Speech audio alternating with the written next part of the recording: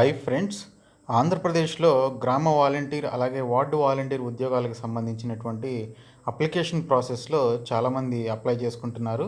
అయితే వాళ్ళు అప్లై చేసుకున్న తర్వాత కొంతమంది అప్లికేషన్స్ అనేవి రిజెక్ట్ అవ్వడం జరుగుతుంది. సో అవి ఎందుకు రిజెక్ట్ అవుతున్నాయి అనేది దానికి సంబంధించినటువంటి గైడ్లైన్స్ మనకి ప్రభుత్వం రిలీజ్ చేయడం జరిగింది. మీ అప్లికేషన్స్ రిజెక్ట్ అవ్వడానికి గల కారణాలని ఆ గైడ్లైన్స్లో మెన్షన్ చేశారు. సో ఆ గైడ్లైన్స్తో కూడినటువంటి పీడిఎఫ్ ఫైల్ యొక్క లింక్ని నేను డిస్క్రిప్షన్లో ఉంచాను, మీరు డౌన్లోడ్ చేసుకోండి. అలాగే ఈ వీడియోలో నేను ఆ గైడ్లైన్స్ ఏమని మెన్షన్ చేశారో కూడా నేను మీకు ఎక్స్ప్లెయిన్ చేస్తాను. సో మీరు ఈ వీడియో చివరి వరకు చూడండి. ఇక్కడ మనం చూస్తే 3,78,769 మంది రిజిస్టర్ చేసుకుంటే అప్లికేషన్స్ రిజెక్ట్ అయిన వాళ్ళ సంఖ్య కనుక చూస్తే 12,314 మంది ఇప్పటివరకు రిజెక్ట్ చేయడం జరిగింది అప్లికేషన్స్ని. ఆల్రెడీ దీనికి సంబంధించినటువంటి స్క్రూటినీ ఆఫ్ అప్లికేషన్స్ అనేవి ఎవ్రీడే మనకి జరుగుతుంది. అన్నీ అయిపోయిన తర్వాత అప్లికేషన్ ప్రాసెస్ కంప్లీట్ అయిన తర్వాత స్క్రూటినీ చేయడం అనేది కష్టం అని చెప్పేసి ప్రభుత్వం ఎవ్రీడే చేయమని చెప్పేసి అధికారులకు ఆదేశాలు జారీ చేయడం జరిగింది. సో మొత్తం 12,314 మంది అప్లికేషన్స్ అనేవి రిజెక్ట్ చేయడం జరిగింది. అవి ఎందుకు రిజెక్ట్ అవుతున్నాయో మనకి గైడ్లైన్స్కి సంబంధించినటువంటి పీడిఎఫ్ ఫైల్ని మనకి రిలీజ్ చేయడం జరిగింది. సో ఆ గైడ్లైన్స్ ఏంటనేవి ఇప్పుడు చూద్దాము. మనకి పంచాయతీరాజ్ డిపార్ట్మెంట్ నుంచి మనకి గైడ్లైన్స్కి సంబంధించినటువంటి ఇంపార్టెంట్ విషయాలతో కూడినటువంటి పీడిఎఫ్ ఫైల్ అనేది గవర్నమెంట్ మనకి రిలీజ్ చేసింది. ఈ గైడ్లైన్స్లో ఏమని ఉంది అనేది ఈ వీడియోలో చూద్దాము. ఈ పీడిఎఫ్ ఫైల్ నేను డిస్క్రిప్షన్లో ఉంచాను, మీరు ఆ లింక్ ద్వారా ఈ పీడిఎఫ్ ఫైల్ని డౌన్లోడ్ చేసుకోండి. ఒకసారి చూడండి. అప్లై చేసుకున్న వాళ్ళు మళ్ళీ అప్లై చేసుకోవచ్చా అంటే రిజెక్ట్ అయిన వాళ్ళు మళ్ళీ అప్లై చేసుకోవచ్చా అంటే అప్లై చేసుకోవచ్చు. అలాగే ఎడిట్ ఆప్షన్ మళ్ళీ ఏమైనా ప్రొవైడ్ చేస్తారా అంటే వారికి ఫోన్ చేసినప్పుడు ఎడిట్ ఆప్షన్ 2-3 డేస్లో ప్రొవైడ్ చేస్తామని చెప్తున్నారు, కానీ ఇంకా ప్రొవైడ్ చేయలేదు. ప్రొవైడ్ చేసిన తర్వాత నేను మీకు ఇన్ఫామ్ చేస్తాను.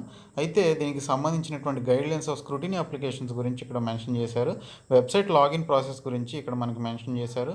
ఇక్కడ created logins for all chief executive officers, ZPPs and MPDOs and sent SMS alerts to the respective mobiles అని చెప్పేసి ఇచ్చారు. ఇది అఫీషియల్స్ వాళ్ళు లాగిన్ అయ్యేటువంటి డీటెయిల్స్ అనమాట ఇవి.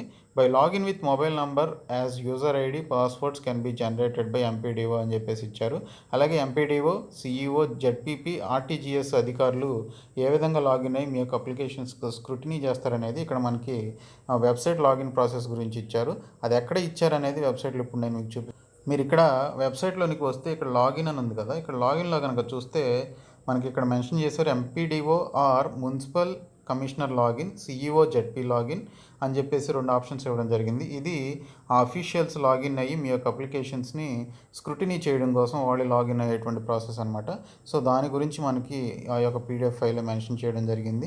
ఇప్పుడు అప్లికేషన్ వెరిఫికేషన్ ప్రాసెస్ ఏ విధంగా చేస్తారనేది చూద్దాము. Applicants age to be verified with SSC certificate అని చెప్పేసి ఇచ్చారు. మీరు అప్లికేషన్స్లో ఫిలప్ చేసేటప్పుడు మీ యొక్క ఏజ్ అనేది ఎస్ఎస్సి సర్టిఫికేట్లో ఏ విధంగా ఉంటుందో ఆ విధంగా మీరు మెన్షన్ చేయాల్సి ఉంటుంది. సో దాన్ని బట్టి మీ యొక్క ఏజ్ ఎంత అనేది జనరేట్ అవ్వడం జరుగుతుందన్నమాట. అంతేగాని మీరు సొంతంగా మీకు ఇష్టం వచ్చినటువంటి ఏజ్ అనేది వేయకూడదు. మీ డేట్ ఆఫ్ బర్త్ని బట్టి ఆ ఎస్ఎస్సి సర్టిఫికేట్లో ఏ విధంగా అయితే మెన్షన్ చేస్తారో ఆ విధంగా వేయాల్సి ఉంటుంది. అలాగే applicants name to be verified with SSC or intermediate or graduate అని చెప్పేసి ఇచ్చారు.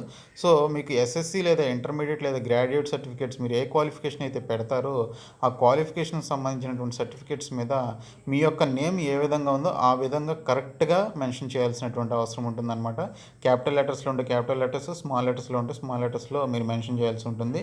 తర్వాత applicants uploaded educational qualification certificates to be verified అని చెప్పేసి ఇవ్వడం జరిగింది. అప్లికెంట్స్ ఎవరైతే ఉంటారో మీరు అప్లోడ్ చేసేటువంటి ఎడ్యుకేషనల్ క్వాలిఫికేషన్స్కి సంబంధించినటువంటి సర్టిఫికేట్స్ అనేవి మీరు జాగ్రత్తగా అప్లోడ్ చేయాల్సినటువంటి అవసరం ఉంటుందన్నమాట.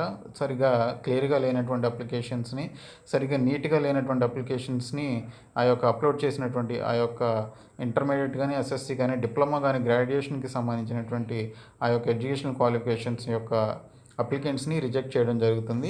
అలాగే అప్లికెంట్స్ మీ సేవా certificates to be verified for socio economic details అని చెప్పేసి ఇచ్చాడు. ఇక్కడ సోషియో ఎకనామిక్ డీటెయిల్స్ అంటే మీ క్యాస్ట్ సర్టిఫికేట్ ఏదైతే ఉందో అది మీరు మీ సేవలో తీసుకున్నటువంటి సర్టిఫికేట్ని యాక్సెప్ట్ చేస్తున్నారు. అంతకుముందు మీరు మండల్ రెవెన్యూ ఆఫీసర్ దగ్గర నుంచి తీసుకునేవాళ్ళు పూర్వకాలం. సో ఆ సర్టిఫికేట్స్ని యాక్సెప్ట్ చేయట్లేదన్నమాట. మీ సేవలో తీసుకున్నటువంటి సర్టిఫికేట్ మీద ఒక నంబర్ ఉంటుంది. ఆ నంబర్ని మీరు యాడ్ చేయాల్సి ఉంటుంది. సో మీ సేవలో తీసుకున్నటువంటి సర్టిఫికేట్స్నే ఈ క్యాస్ట్ సర్టిఫికేట్ కింద పెట్టుకునేటువంటి ఓబీసీ వాళ్ళు కానీ ఎస్సీ ఎస్టీస్కి ఆ యొక్క మీ సేవలో తీసుకున్నటువంటి సర్టిఫికేట్స్ని యాక్సెప్ట్ చేస్తున్నారు. తర్వాత Sadarem certificate to be verified in case of disable category అని చెప్పేసి ఇచ్చారు.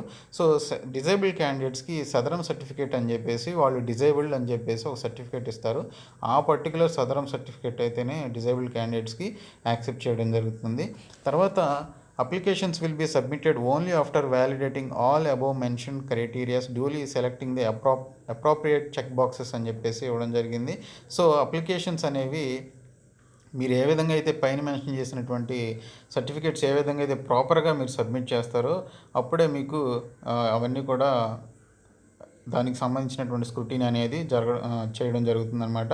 So MPDO will finally validate the application as accept or reject అని చెప్పేసి ఇచ్చారు. సో ఎంపీడీఓ కానీ ఆ మున్సిపల్ కమిషనర్ కానీ అందులోకి లాగిన్ అయిన తర్వాత మీ అప్లికేషన్స్లో పైన చెప్పినటువంటి ఈ యొక్క ప్రాసెస్ అంతా కూడా మీరు కరెక్ట్గా చేశారా లేదా అని చెప్పేసి చూసిన తర్వాత మీ అప్లికేషన్ యాక్సెప్ట్ చేయాలా లేదా రిజెక్ట్ చేయాలనేది వాళ్ళు డిసైడ్ ఆ విధంగా యాక్సెప్టేషన్ లేదా రిజెక్షన్ అనేది చేస్తున్నారు. So MPDO will update proper remarks for rejected cases అని చెప్పేసి ఇచ్చారు. సో ఎంపీడీఓ అనే వ్యక్తి మీ అప్లికేషన్ ఎందుకు రిజెక్ట్ అయిందో కూడా అక్కడ రిమార్క్స్లో ఇవ్వడం జరుగుతుంది. సో మీకు ఈజీగా తెలిసిపోతుంది అనమాట మీ అప్లికేషన్ రిజెక్ట్ అయిందా లేదా యాక్సెప్ట్ అయిందా అనేది అప్లికేషన్ స్టేటస్ని బట్టి మీరు చూసుకుంటే తెలుస్తుంది. సో మీ అప్లికేషన్ ఏ డాక్యుమెంట్ని మీరు సరిగ్గా అప్లోడ్ చేయకపోవడం వల్ల రిజెక్ట్ అయిందనేది కూడా మీకు అక్కడ తెలుస్తుంది. చాలామంది కామెంట్ సెక్షన్లో పెడుతున్నారు నా అప్లికేషన్ ఈ పర్టికులర్ రీజన్ వల్ల రిజెక్ట్ అయింది మళ్ళీ అప్లై చేసుకోవచ్చా అని చెప్పేసి అడుగుతున్నారు. సో దీన్ని బట్టి చూస్తే మీరు ఎక్కడ మిస్టేక్ చేశారనేది మీకు తెలుస్తుంది.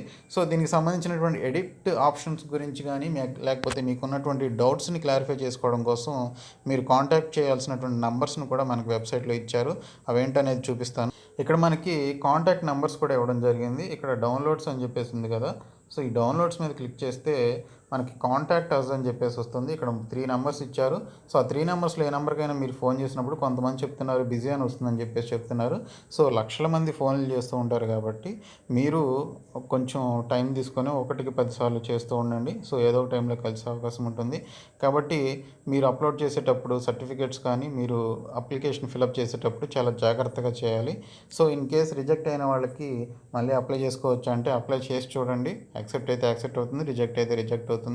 సో ఈసారి అప్లై చేసేటప్పుడు జాగ్రత్తగా అప్లై చేయండి. ఎడిట్ ఆప్షన్ అనేది ఇంకా మనకు ప్రొవైడ్ చేస్తే నేను మీకు ఇన్ఫామ్ చేస్తాను. సో ఈ వీడియోని మీ ఫ్రెండ్స్కి షేర్ చేయండి. అలాగే మన ఛానల్ సబ్స్క్రైబ్ చేయండి. Thank you so much friends.